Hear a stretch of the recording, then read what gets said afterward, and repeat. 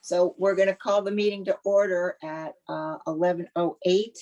Roll call is Laura Francis, Ed Bailey, Beverly Lawrence, Susan Tyler, Joan Gay, Angus McDonald, Leslie Strauss, Joe Comerford. Where is Dave Lee?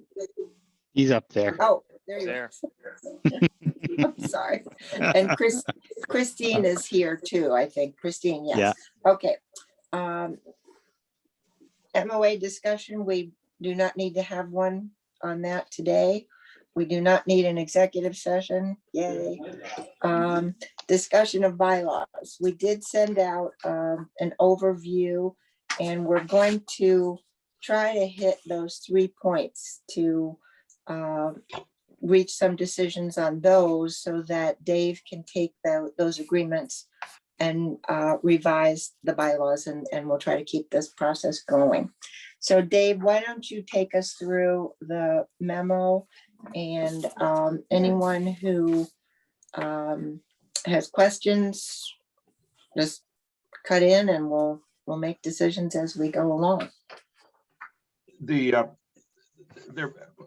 quite correctly, in a previous meeting, we talked about the difference between a board adopted policy and what the bylaws should include. And it makes great sense to have a number of things done as a policy decision by the board, which then can be changed, amended, revised over time with a simple majority vote, whereas bylaw amendments become a more, and should be a more formal process.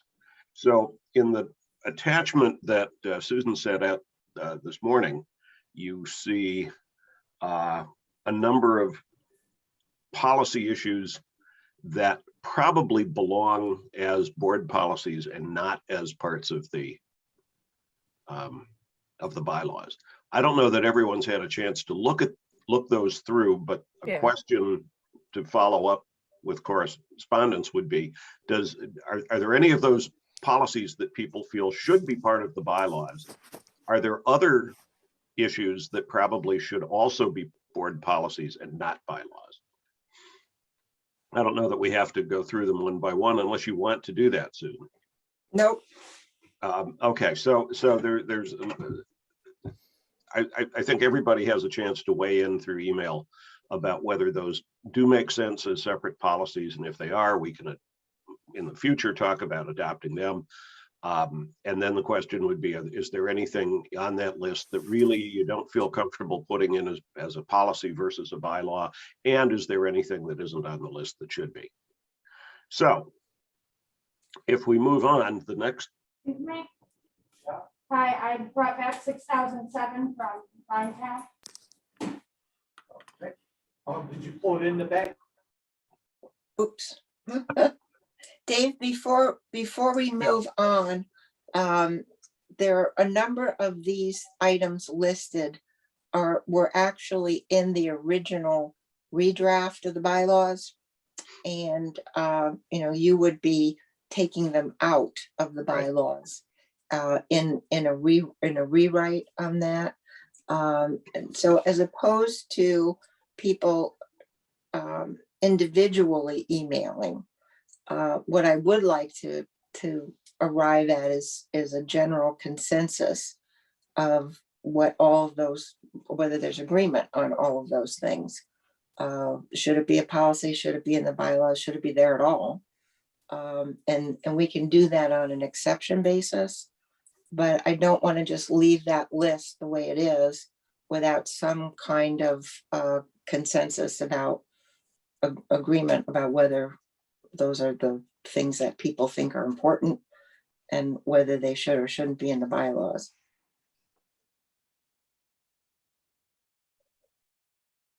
Well, Susan, are you looking at this point for a little more discussion about each one? Because I had comments to make on number 4 and number 7. Is this the right time to do that? Yeah, I think so. Well, all right. It's clarifying language on number 4, identifying all standing and special refers to ad hoc and select as well committees and their meeting schedules. By identifying, what was my question? By identifying all, what do you mean by identify is, I guess what I'm getting at. A board policy would state, for example, there will be a finance committee, there will be an executive committee, there will Okay, be a so- legislative committee. So listing them. Yes, identify all the committees that will be established in furtherance of governance for the board. Okay. Should you also then within there identify the number of members for each of those committees as part of what should be identified? Yes, Okay, I guess I would like to see identify all standing and special committee, as well as the number of members within each, or something to that effect. Yeah. Okay. Number 7, requirement that all directors must notify the chairperson. Are we talking about the board chairperson here or the chairperson of the committee? And can that language be clarified? I would say board and committee chair. Right now, there's a section in the revised bylaws that does require, that has some language about electronic participation, etc. But it seems that a chairperson of the board and a committee would want to know ahead of time if they're going to have a quorum problem and whether somebody wants to participate electronically. So it would reference both the board chair and the committee chair. All right, I just felt that was cumbersome. In other words, if I'm sitting on the finance committee, for example, and I want to go in by Zoom, I've got to inform the chairperson of finance and the board chair. No, just your respective, whatever the committee meeting is. We can work out the details of this, Leslie, Okay. later. The All right. issue is whether this electronic notification needs to be in the bylaws versus a set of policies. I think it makes sense for the bylaws to allow electronic participation. And that was taken from actually the Middletown board bylaws that were explicit about that. But once the bylaws say, yes, it is permissible to participate in a meeting via electronic means, then there ought to be a policy about how, if you want one, about limiting the number of people who can participate that way, but certainly requiring the chair of either the board, if it's a board meeting, or a chair of the committee, if it's a committee meeting, to be notified. Yeah, that's what I think we're trying to get at there. So this is a kind of an overarching thought that anything that we think might change, any of these should be a policy. Anything that we think is going to be pretty stagnant or that shouldn't change should be in our bylaws. Yeah. Because of the reason that changing bylaws are more cumbersome than changing policy. So, for that makes instance, sense. directors required to sign a formal conflict of interest policy. I don't see that ever changing. So that is an appropriate thing to be in a bylaws. But, you know, the allowance of electronic, you know, participation is one thing and could be valid to put in bylaws, but let's not put a whole lot of specificity to it because technology can change. The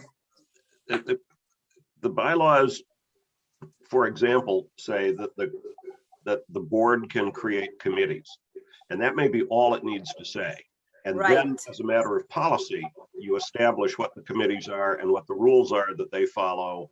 Obviously, there ought to be something that says committee meetings minutes will be taken, and those will be public information, and blah blah blah. So I think that may be at least a good starting place to decide what belongs as a bylaw and what doesn't. Is it something that would be permanent? Okay. I just had one other, can I throw in another thought while I'm hogging everything? I would like to see whatever our policy list is, or a list of policies, as an attachment to the board bylaws. I myself have always found it difficult to find a policy. If we, within the bylaws, say, attached will be updated policies as needed, blah, blah, is that possible?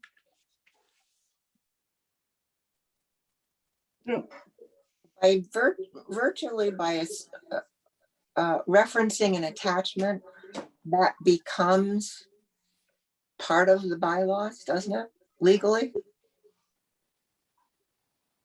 I mean, what, I have no idea. It's just that I would like to have a place where I they would can think be so. found. Where do you find the Well, policies I quickly? would suggest that there's, there'd be a policy, each policy be numbered and kept in a central file, if you will. Well, one of the things we're working on right now actually is some board management software that board members will be able to log in and have access to all those things. Because as we have all these committees meeting a lot, it's becoming a lot to manage everything. So we're working, especially as we get bigger and we're going to have a much bigger board. We want to make sure we're prepared for that. And so that, yeah, you'll have one central place that you log in and you can see board documents right there. Yeah, In that'll addition work to for me. all upcoming meetings, all that stuff will be right in there. sure. I In one think place that, for board Leslie, members. you make a good point. What the current bylaws say is that the board can establish any policies and rules that it wants, which is just a general statement similar to the one it says about committees. And that should be sufficient for the bylaws because the policies will change. But I don't think we can attach them to a legal document without considering them part of that document. That's fine. And Joe's pointing out if there's a central place for the board docs, and we know that we can just zip there and find policies, I'm fine with that. Thank you. Okay, going back to Laura's other suggestion, which is something static would be bylaws and something changeable might be policy. And she mentioned number one, that the requirement that directors sign a conflict of interest policy. That is a new item. Neither board requires that now. There is a section in the bylaws that refers to a conflict of interest policy, and we could simply add this requirement that all directors must sign one into the bylaws. Is there general agreement that that we should have that and that it should be in the bylaws? Yeah, you can have a requirement that says there, in fact, that would be a good way of saying it in the bylaws, that there will be a conflict of interest policy and all board members will sign a formal statement regarding conflict of interest. And then as a policy, you can have a much more elaborately defined what is a conflict of interest. What do we mean by that? And what happens if there is a conflict of interest? And what is the document that the board members actually sign? So all of that should be handled as a policy outside the bylaws. Okay. Is there general agreement on that? Yes. Okay. Are there any other items on that list that people have questions about or objections to, or think ought to be in the bylaws as opposed to policy? So number 3, Mhm. how many meetings? So shouldn't that be in the bylaws? What the bylaws state right now, Beverly, is the statutory requirement, which is that you have to have a minimum of 4. And that would remain covered by the bylaws, but the actual meeting schedule would be laid out in board policy, because we may choose, as this merger gets going and ramped up, we may choose to meet monthly and then fall back to bi-monthly, which is what Estuary does right now. I think Middletown meets monthly. But that's the kind of thing that could change depending on how progress is being made on the consolidation. But the bylaws themselves would reference just a statutory requirement of a minimum of 4 meetings. Are Oh, you, okay. is that Yeah. okay with you? Yeah, Okay. yeah. Okay, I understand that. Okay. By the way, this is not everyone's last shot at having an opinion about these things. Sometimes once you see things in writing, it doesn't come out quite the way you thought it would. And there may be other things we need to massage. But in general, these are the kinds of things that either are changeable or are not consequential enough, I guess I would say, to be in the bylaws. So for example, the process by which a board member gets reimbursed for something, that might not change over time, but does it rise to the level of a bylaw provision as opposed to a board policy? Other questions, concerns on this section? Or anything that we haven't included that should be? Susan, we might say that one reason we're doing this today is partly because we had a meeting scheduled anyway, but when you have your meeting with Dennis Zelensky on Monday, it will be one more way of showing good faith effort on the part of the transit districts, that they are not waiting for the MOA to be approved before you start tackling the nitty-gritty issues like writing bylaws, that you're well into that process now. The time and effort has been spent on preparation for the day that the expanded ETD occurs, and DOT should know that you're that far down the road. Mhm. So That's a good point. That's a very good point. Yeah. I would like to call people's attention to item number 10. To define major service changes in board policy as opposed to bylaws. This could be tricky to define either in a policy or a bylaw. Do folks have any comments on this or questions, or should we proceed with it as a policy and, subject it to further discussion later?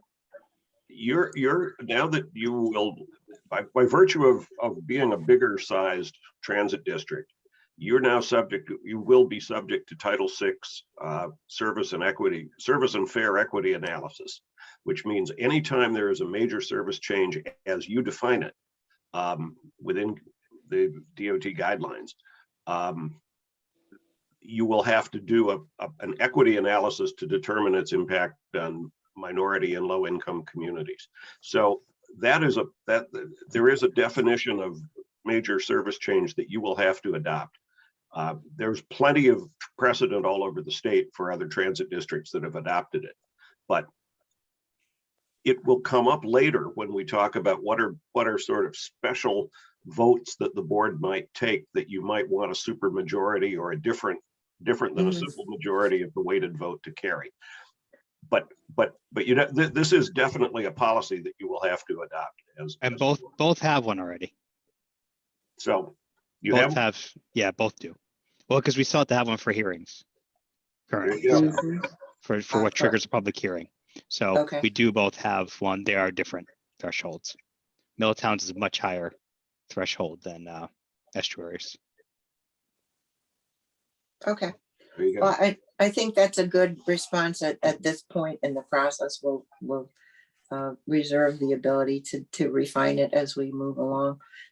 Any other comments, questions, suggestions on the board policies? If there are none, then we'll task Dave with dealing, taking whatever is currently in the revision bylaw draft out and accommodating these kinds of things in a board policy. And we may, I think probably it would be advisable for us not to approve bylaws until we have the policies written as well. So we can see if we're running into any problems. So I think, Dave, we're okay on that section Okay. as we move forward. Yeah, it makes sense to address the question of what will be a quorum for the expanded board, and then get into voting, because there are three elements that to be considered. One is that there will be 12 municipalities that are now members of the expanded estuary transit district. So there are 12 municipalities represented, but there are actually 13 directors, because one of those municipalities, Middletown, has 2 seats. So you have 12 towns, 13 directors, and then a weighted vote, which is required by statute, which is based on population.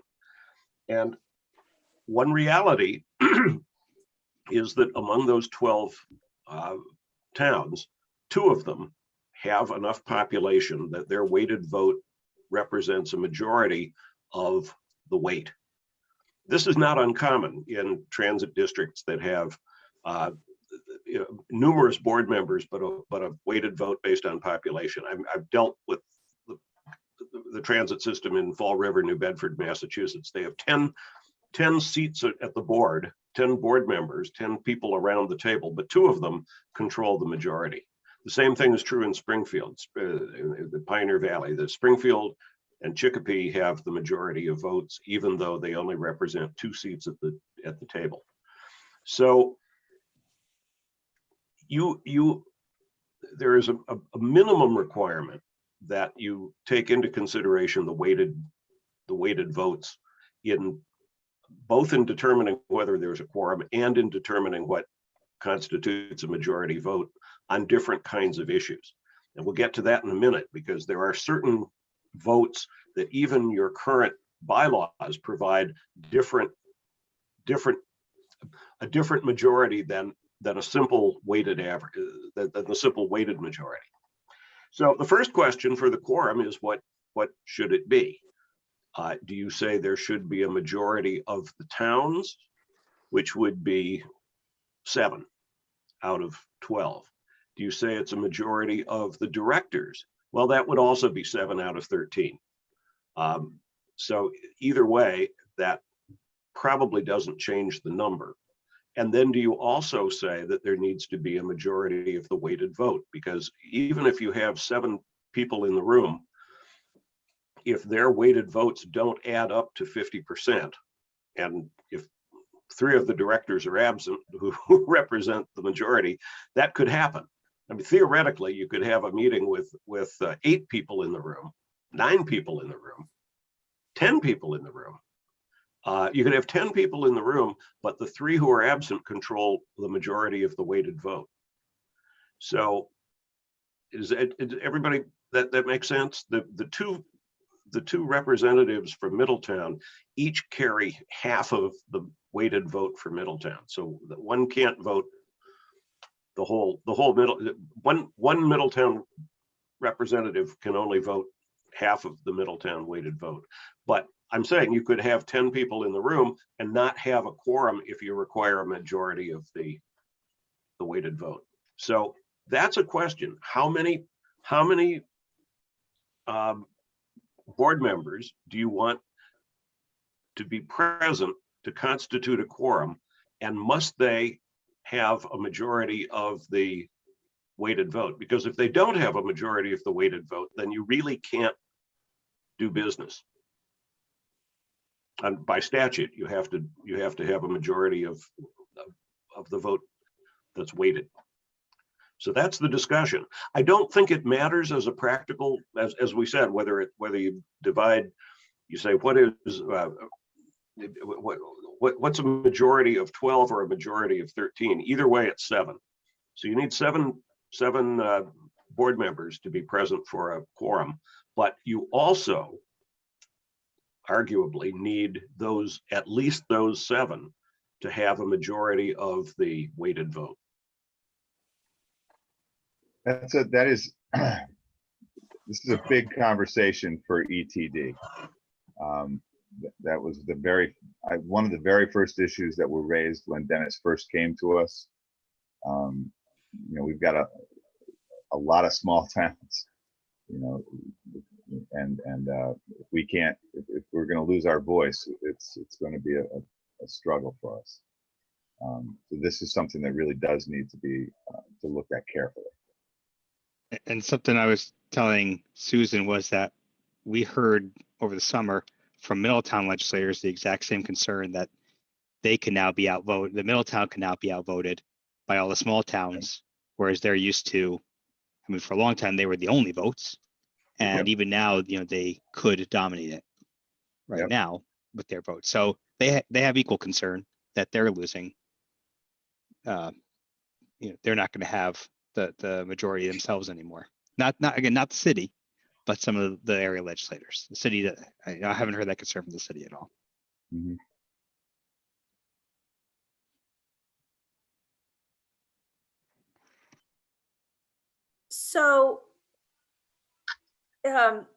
So from Angus and my world, right? We're always working with simple majorities. So Dave and Joe, would love to hear your experience working with other districts on how they handled this properly, because I'm sure we're not the only district that have these concerns, and they're valid concerns. As a small town, I remember we talked about this when we were forming the COG and how that was going to work. Fortunately, we have not had any issues with any player dominating the discussion and/or the votes. But because statute does require some of this, how have you seen it done successfully in other districts? So I don't know about Massachusetts examples, which you would know best. But in Connecticut, probably the only one I've seen that really has dealt with it is Estuary, in having that higher, having both the quorum requirement for not only weighted votes, but for numbers of towns as well. So that was a long ago. Obviously, somebody thought about it a long time ago at Estuary, because just a few towns here could vote. The way we currently are, could meet and have a quorum. If you took our 3 largest towns, I think it is, Right. would be able to vote on their own and control things. So, that I don't know how long ago that was established. Leslie might, because she was involved in the writing of these latest bylaws, but I don't know if it predates that or. I think we've always had a problem with it, and I think just generally speaking, finding an equitable solution is going to be almost impossible. As Dave pointed out, the scenarios that we're looking at assume that Middletown's always there and has the ability to take control. But if Middletown's not there at all, and we start with supermajorities and whatever, we may never have a quorum. We may never have enough votes. If Middletown decides to go on a picnic, we sort of shot ourselves in the foot. You're right, Joe. We have never had a problem. I mean, Clinton, Westbrook, Old Saybrook really control the majority votes in the current estuary, but we've never had an issue where the 3 of them have worked together to override a simple majority of members present. No, but it was contemplated in the bylaws as, as a way to help prevent it by establishing that quorum threshold of towns. So obviously it was a concern to somebody at some point, maybe at the very founding of the district. I don't know. But it was a concern at some point. But like you said, as far as we all know, it has never played out to be an issue. And you're right. And that's exactly the conversation we've been having is, how do we do something like this, but not affect our ability to do business if we have a vacancy and then someone else is out, and now, we're so dependent on Middletown being there that if we don't have both their members there, we're in trouble for something, Well, we have had I mean, at Estuary, we have had meetings where we weren't sure we'd have a quorum if one Yep. more person didn't show up, simply because we didn't have the weight. That's right. And that's, Right, we've We had had- members, but not the weight. You're right. Yep. That's correct. Right, or we had vacancies and we can't Or we control have that. vacancies. Yep. Right, we have Yeah, no I- control whatsoever over vacancies. Okay, I think the situation that were just discussed, that brought up about the weighted votes in the Estuary Transit District is a little bit different from what we're facing now with the quote-unquote merger, is because the difference between 5.51 votes versus 1 is not as significant as 19.8 versus 1.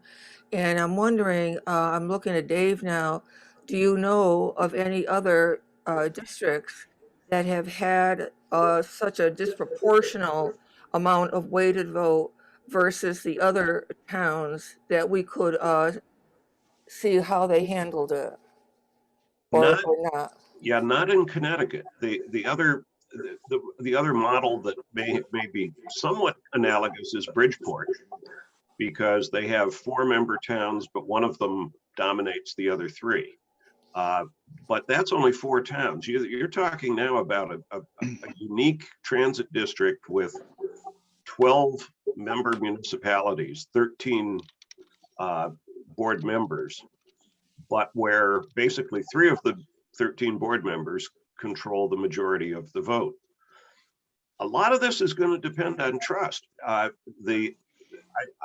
been dealing with, Estuary has the 9 towns, and I don't know that you've had contentious issues over the years that really divided the towns, or where the majority, where you had the weighted majority prevail over a majority of the towns, right? Where a minority number of the towns prevailed over a majority number of towns because they didn't have the weight.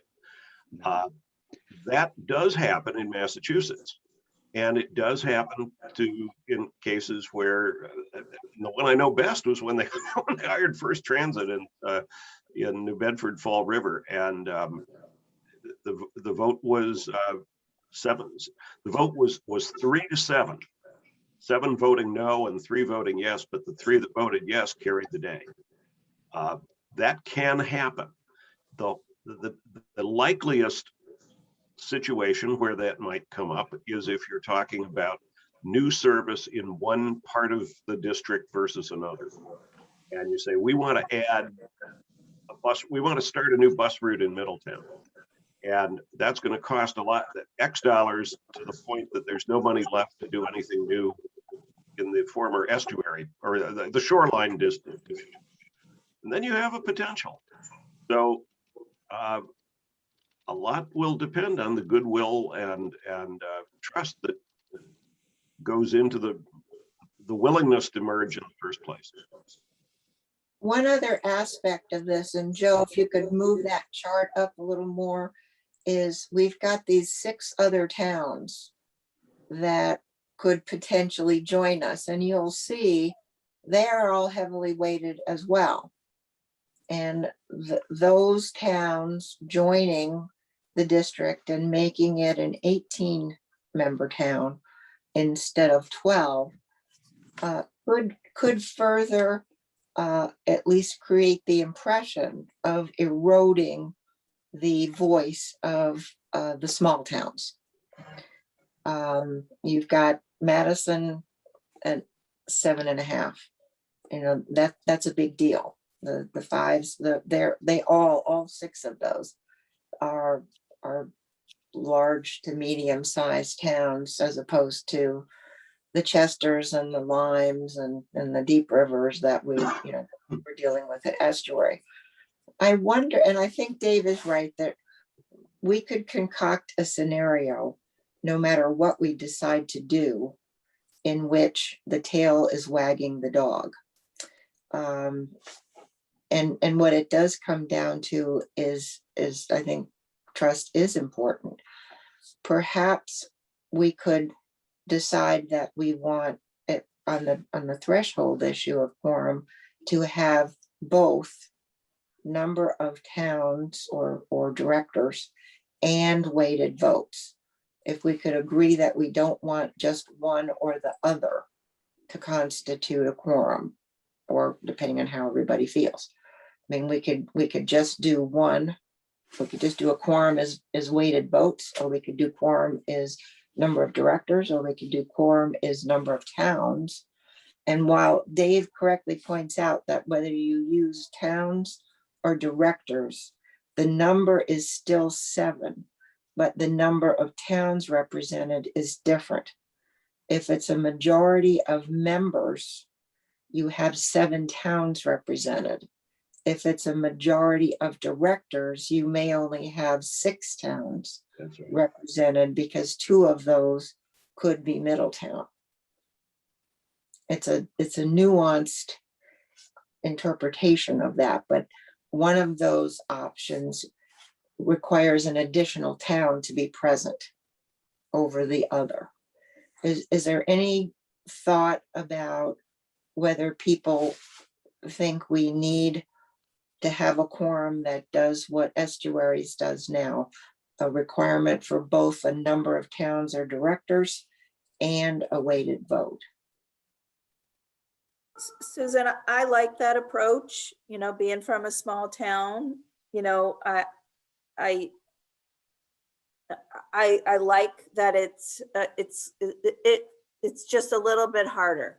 It's also a little bit more complicated if members do want to, do some funny business and form some alliances to vote somebody off the island.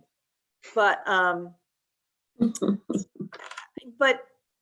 I've been part of associations with Middletown for years, going back to the old RPA days. And while I can't predict the future, I can learn from the past and say that there were very, very few times where I would say Middletown exercised their big dog status and ruled a day. That doesn't mean we should not put safeguards in place for that to happen. So I think the dual approach that has been working for you, although I am interested to hear about, how many times you did get either in trouble or close to being in trouble for quorum. But I do like that approach because, like I said in the beginning, if somebody did want to make some alliances, it could get pretty complicated pretty fast for them to do that. Mm-hmm. How do you feel about doing a number of using the municipalities as the base, or the number of directors as the base? Municipalities. Because directors, the weighted vote aspect is going to take care of directors, don't you think? Their big dog status, yeah. Yeah. And remember, you have to have a majority of the weighted vote present in order to pass anything by statute. Now, you may have certain votes where it's the weighted majority plus you have to have some number of board members or member municipalities voting as well. But if you don't have a majority of the weighted vote present, you don't have a quorum, no matter how many people show up. And to Angus's point, if we are successful in doing what we want to do, it's not going to be long before we are going to lose our identities as MAT and estuary. And that did happen with the COG, pretty straightforward, and there was a little bit of that on both sides when we merged the COG, but it didn't take us long to kind of lose those identities and take on the new identity. So how do other people feel about using the number of municipalities for a base as opposed to number of directors? I think it's the way to go. Okay. Yes, municipalities is good. Okay, so here's a hypothetical. Let's just say, for example, that we require a majority of municipalities to be present. That would be 7 towns. Would include Middletown, Lyme, Chester, whatever. Okay. And that we required a majority of weighted votes. If Middletown is not in that 7-town group, we won't hit the majority of weighted votes. Conversely, if Middletown is in those 7 towns and an issue comes up where 6 of the, or I'm sorry, 4 of the 7 towns represented want to do something, but I'm sorry, 5 of them, but the other 2, Clinton and Middletown, hypothetically, don't want to do it, they could prevent a vote from passing. That's what I think Dave was talking about when he said, you know, these things can happen, like the vote to hire First Transit in New Bedford. What is the likelihood of that happening? I don't know. I think Laura's point that we will start to shed our parochial identities as we move along as a group is a good one. But that's the kind of situation we could be in. Now that's talking about a simple majority. Let's say we required 2/3 for a quorum. That would mean on the number of municipalities, we would need 9.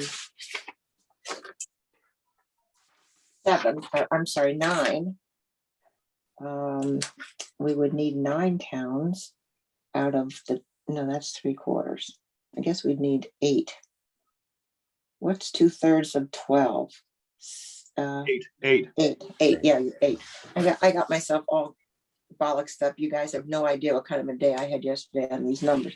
But so let's say if we 2/3 of the boards is a quorum, so then you'd need 8 towns, 1 more than a simple majority, but you'd need a weighted vote of 33.4, which means you'd have to have 5 numbers.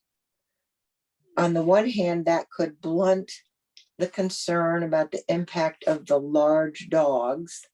On the other hand, it could make governing more difficult and less flexible if we don't have those votes.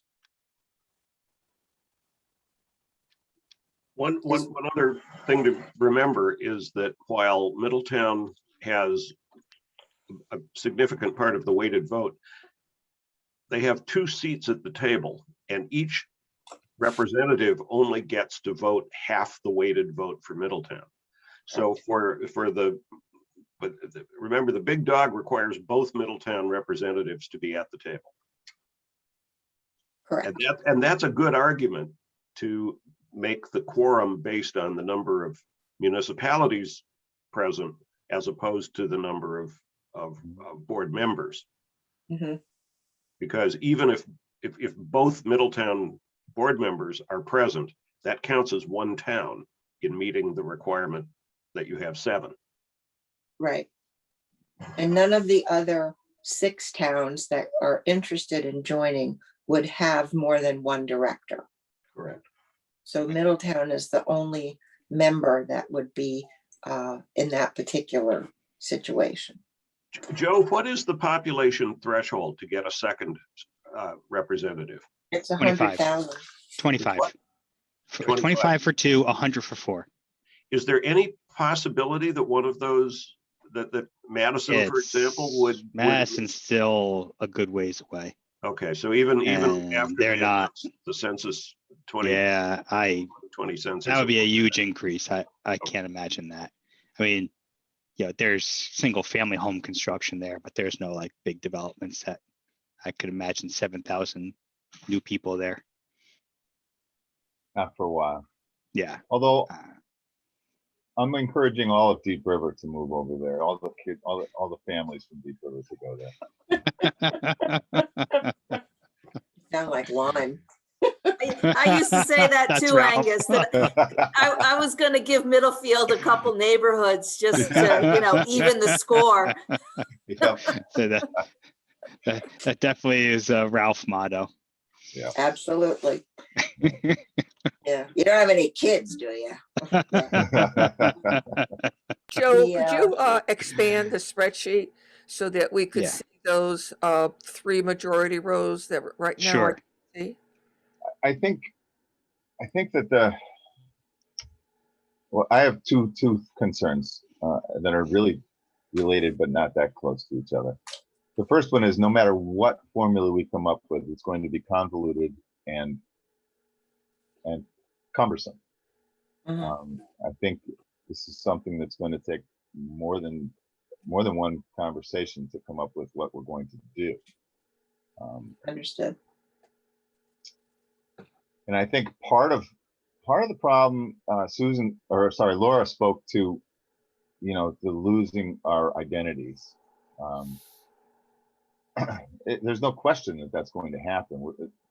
Estuary is perceived and is a nice small town, little bus company, blah, blah, blah.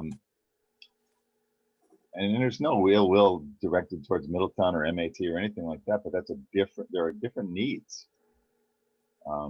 And that's when I think we see votes. And, the needs between Old Saybrook and Deep River are not that different. The uses are maybe, but the needs are not that different. But the needs between Old Saybrook and Middletown are gigantic. And that's, I think, when we start to see more potential for alliances. I don't know how else to say that. Mhm. I could see when you get Middletown, Portland, and Cromwell in the same group, they've got closer needs and way more voice Right. than the whole rest of the group south of Haddam. So that's where I struggle a little bit with this. And that this is not the, it doesn't mean anything. I'm just struggling with that a little bit. I think that's exactly what the legislators up there see is exactly what you're saying. That.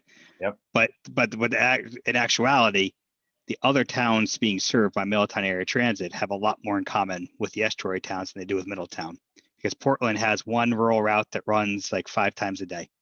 Mhm. That's it, and some dollar ride service. So they get probably a lower level of service than even a town like Killingworth gets. East Hampton is again similar. So Middletown, and again, it's different than those other towns. And Middletown, almost all of Middletown Area Transit service is in the city of Middletown. Almost all of it, like 90% of it, happens within the city of Middletown. So I think that's exactly where their concern comes from, is that it's highly. They're just, like I said, those legislators, not the city, are very concerned that those other towns, because they're so similar, could gang up on Middletown. So everyone, I think it's not Well, just the small towns that have the concern. Well, that's Sure. where the work comes in. The loss of identity issue is both a plus and a minus, depending on where you sit and how you look at this.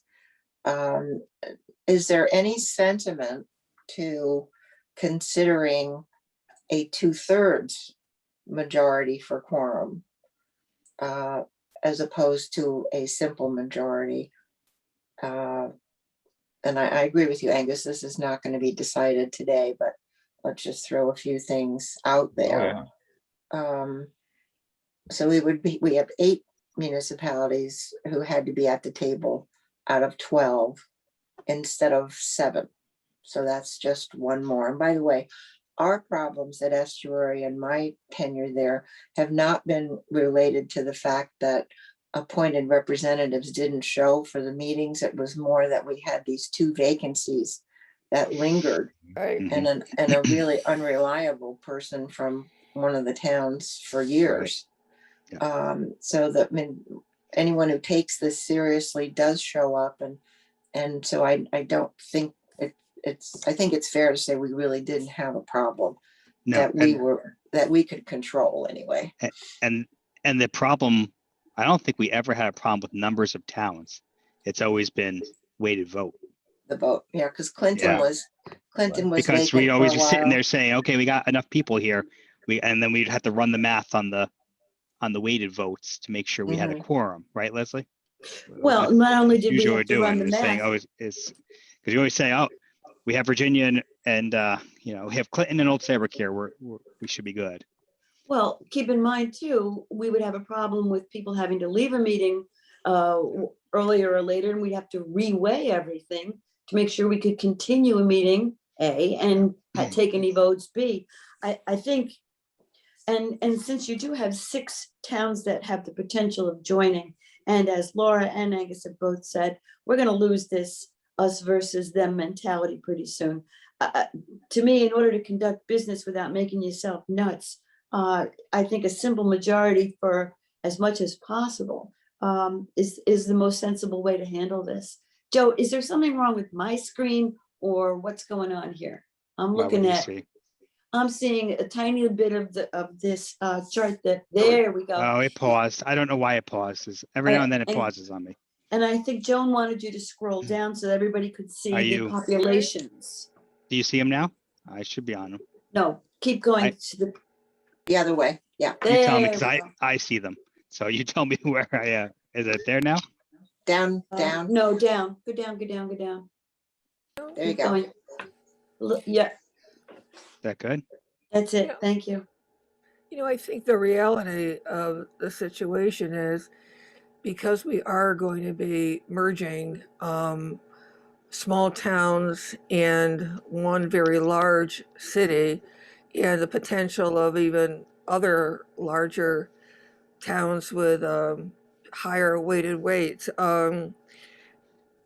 I think that's the nature of the beast that we're just going to have to deal with. And I don't know, I sort of am leaning right now towards a 2/3 majority of the directors of the towns present and the weighted vote. Maybe it'll give a little bit of consideration to some of the smaller towns. That's 2/3, my thinking right now. I mean, I'm not tied down to anything specific. sure. A 2/3 threshold would mitigate some of the impact of Middletown and Clinton, Right. because we would need more than just those 2 members in order to meet the threshold of 33. So if you notice, I just did the math here quick, and all the other towns together would not meet 2/3 without 2/3. at least one Without. Middletown member being there. So All right, you well, would that's a problem. always need at least one Middletown member there. Mhm. I see a baby. Yeah. Oh, let's see Hey that. there. Here. Now we have a quorum. And another little person. What Yeah, a no. 2 little darlings!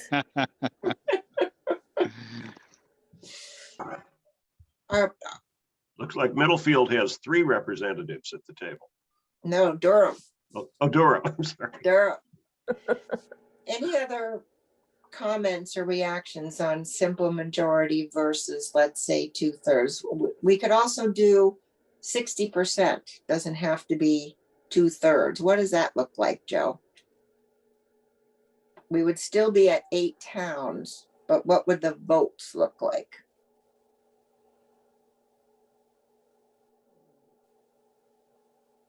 Two-thirds is 8. 1/2, simple majority is 7. So 60% doesn't change. the No, it equation. doesn't change the towns, but it changes the It's- weighted vote. It's 30.35 would be 60%. Oh, well, we'd Or still, So you would make it with every other town. It sounds like we're gonna have to have a calculator at every meeting. Yes. Yeah, it sure does. Yeah. So if same thing, if Middletown doesn't, if you don't get at least one Middletown representative, you need every other town there. and who knows what the likelihood of that would be. Okay, here's what I suggest. We seem to be in agreement that we would use the double requirement, and that would be the number of towns or municipalities as opposed to directors and some kind of weighted vote. We are not actually constrained, correct me if I'm wrong, Dave, to use the same percentage for both for definition of quorum. Correct. So we could have seven towns and use a higher weighted vote. But that would be a problem. Okay, here's what we've agreed to. We've agreed to use both approaches, not either or, but and. We've agreed to use number of municipalities as opposed to directors. Why don't Dave, you and Joe create some scenarios for us about how this would actually work? Sure. And it's probably nothing new, not new information, but as Angus said, it's a lot to digest. Let's leave quorum for a moment and have at least just a couple of minute discussion on that last section, Dave. Yeah, there's no question that the statute requires a majority of the weighted vote for doing business of a transit district. And for most of the things you're going to vote on,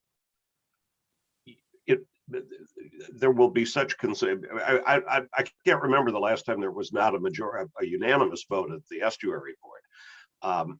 So parsing the weight isn't all that critical for most of the votes that people take. Most of the votes in a business meeting are to adopt minutes, to authorize signing of documents, to authorize submitting of grant applications, to hold a public hearing, things like that. So most of the business you do is going to be, I would guess, unanimous votes by the board, but in any case will require a simple majority of the weighted vote. The question that we came up with was, are there not some other kinds of business that the board will do where you want more than just the simple majority of the weighted vote to carry the day? And there are 6 things that are in the bylaws now, and they're taken from your existing bylaws, where in fact both estuary and Middletown have certain kinds of votes where you require more than just the simple weighted majority, and they're listed here right in the middle. One is to vote to accept a new municipality to be added to the district. One is to remove a member from the district. Typically that would be for failing to fulfill their financial obligations. Removal of a director for cause, and that could include attendance, where you simply say this person has not been responsive and hasn't attended meetings. We're going to remove them, and they will then need to be replaced by their town. Actually, Dave, we're going to recommend that they be removed because Well, you're right. we You're right. don't have the authority, but it's We still don't have the authority. But it would be to go then to their municipality and and say we would like you to replace them. Mm. We can remove an officer of the board for cause. Let me jump to number 6, which is amending the bylaws. There ought to be sort of a super majority that amends the bylaws. And then number 5 was trying to say there ought to be some major decisions that the board makes where a simple majority of the weighted vote may not be sufficient. Now, this is not present in the existing bylaws of either Middletown or estuary. This Mhm. was an additional thought that if you're already going to say there are certain kinds of votes where you need not just the simple weighted majority, but you also want X number of the member towns to support it.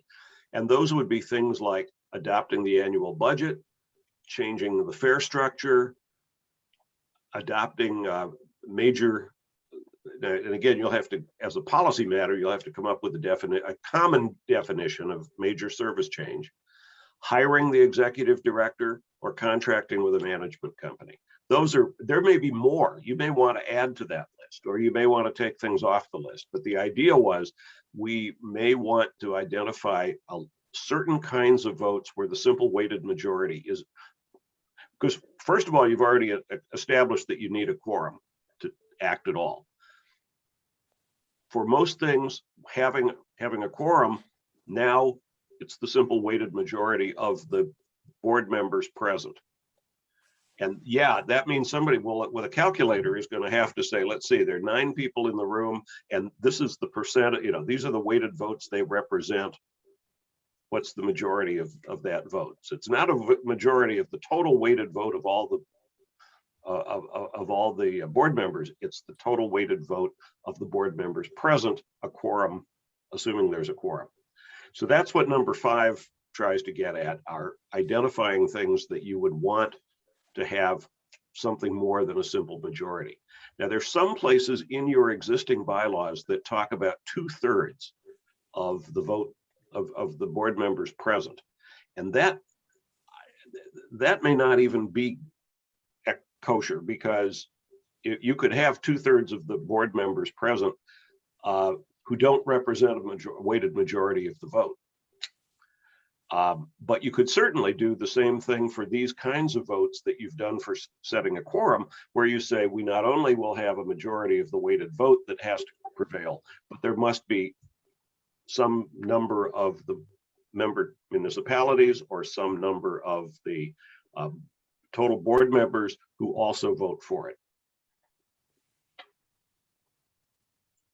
And I don't know that you've got time today to wrestle through all of these, but that's the question for this group to consider, is what are the votes where you want something other than the simple weighted majority to prevail? And is, particularly in number 5, have we had enumerated that sufficiently, or are there other things that belong there?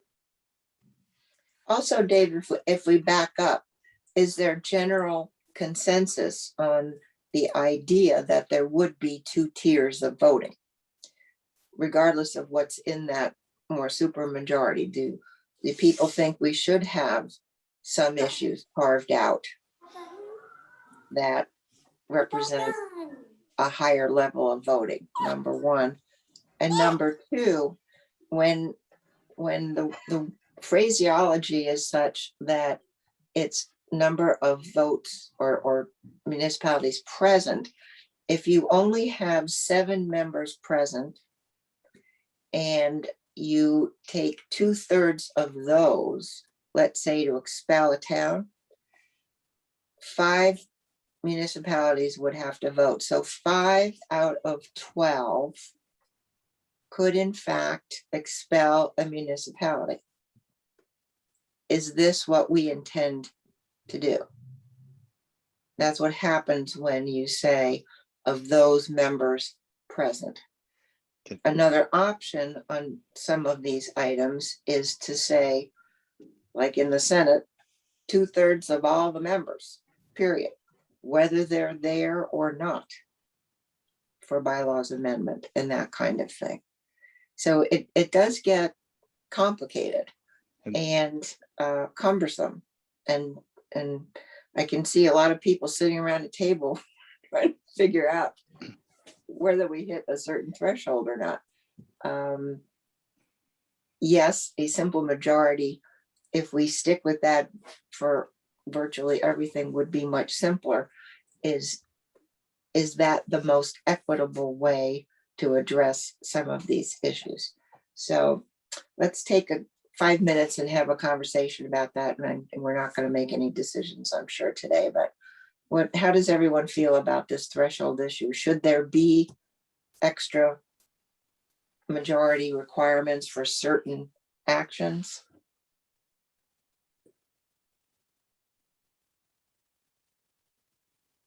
Ed, if you're speaking, you're muted. I'm not sure if you're speaking to us or not.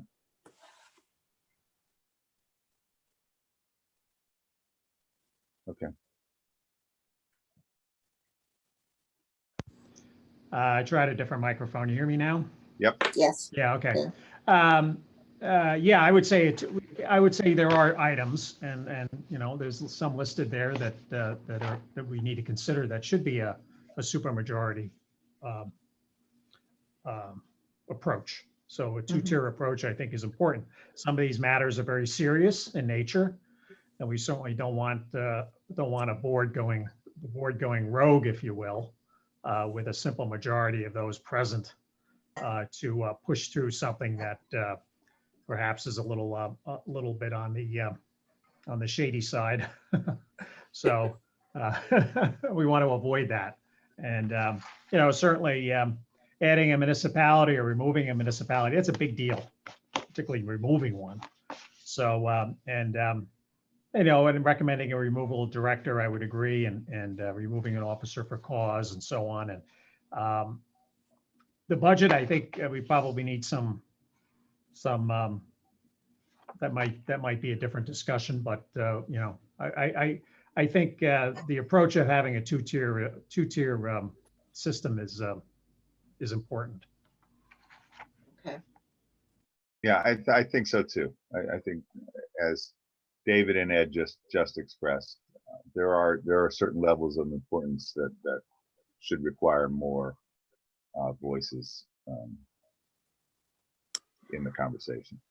Yeah, I agree too. I just wonder how much specificity on what those items are that we need to decide now, and what those are, and what should be left up to the new board to vote on.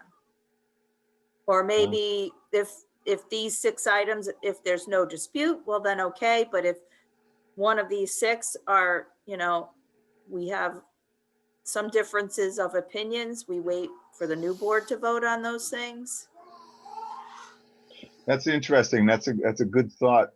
But I think if we can get as much of this done as we can, and then the new board can revise them as they need to. Yeah, I agree with that also. And so we really are looking, just to summarize, we're looking at 2 different issues. One is the quorum for attendance at a meeting, which we have discussed, and are sort of in favor of the number of town present and the weighted vote. And now we're looking at different voter thresholds on specific items. And I think the more we identify them up front, I think the better off we're going to be in the long run, rather than waiting for the new board to convene. Well, they do have to be specified in the actual bylaws. Yep. I think it's really, I'm going to take what Laura said and probably gum it up a little bit, but I think we can be as vague as we want to on the less significant issues. The more significant issues are what we need to get in there and say, this needs that, the super majority, this needs that, you know, especially when it comes to disciplinary or budget issues. Mm-hmm.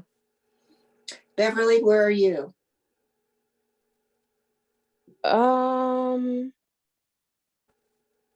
I guess the same with what Agnes said, Angus said, I'm sorry, about the most important needs to be addressed.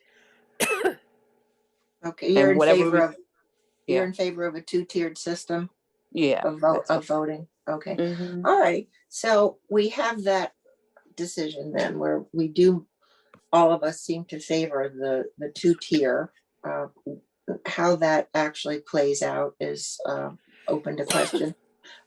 Here's what I think might make sense is for Dave and Joe and I'll participate too, to take these decisions, see if we can roll them out into a couple of different options specifically that we could use for discussion for the next go round on these particular items. Understanding that there will always be a hypothetical scenario that none of us will like. And getting around that is not going to be too easy. Is there any sentiment for looking at the issue on these supermajority substantive issues of those votes present versus those votes in total?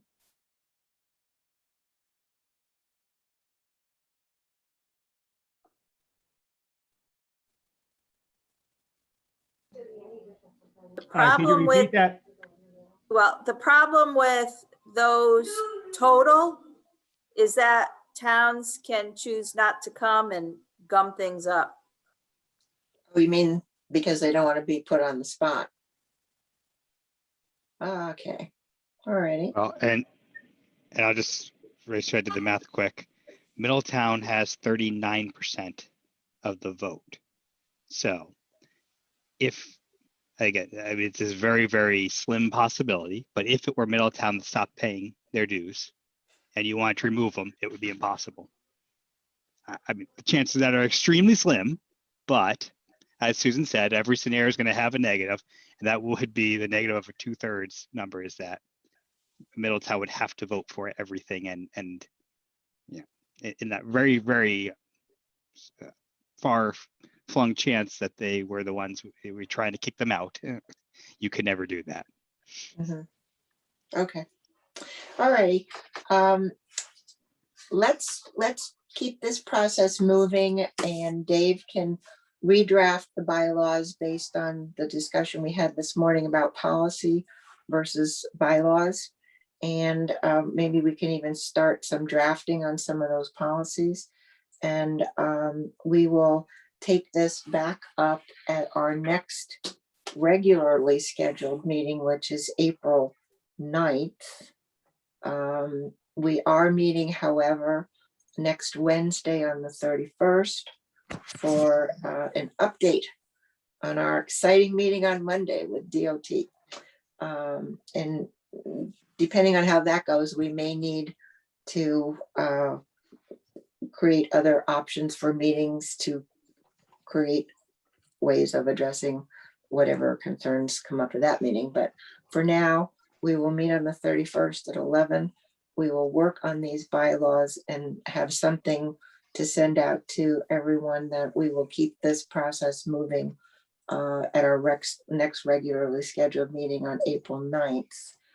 Unless there is any sentiment that we need to schedule anything between the 31st and the 9th at this point. Laura? No? I think we got a lot done today. Okay. Mhm. Okay, well, it's complicated and there are no solutions that will satisfy everyone's concern. But again, you do have to, trust is going to be an important issue as we go along. Okay, any other, those are our next steps.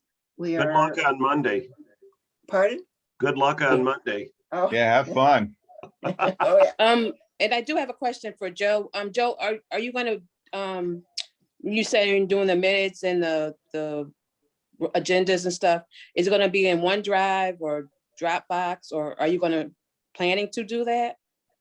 In the future, you're talking, so right now In it's the still near a challenge. So the fun thing is right now is still, having two different agencies. So Middletown has OneDrive, so I can use that to Middletown only meetings. Because I'm using all the Middletown stuff. For joint meetings, what I'm planning to do is we're hoping, I think, right, Chris, either next week or the week after, we should be getting live in our board management software. So at least for these joint meetings, I should be able to put it all up in this board management software Oh, that'd be great. so that we can Yeah. all use it. because we get unlimited numbers of users with it. So we can just add even the members of this committee into as estuary board members for a committee, because we could assign committees and all that stuff. So, so the answer is for these, I'm planning to use that. But for individual meetings, it's going to be what each individual agency, what technology I have available. Okay. So unfortunately, yeah, like many things, we're using 2 of things right now. And so Mhm. Good question, though. it all Beverly. depends. Yes, very good question. Okay, alrighty.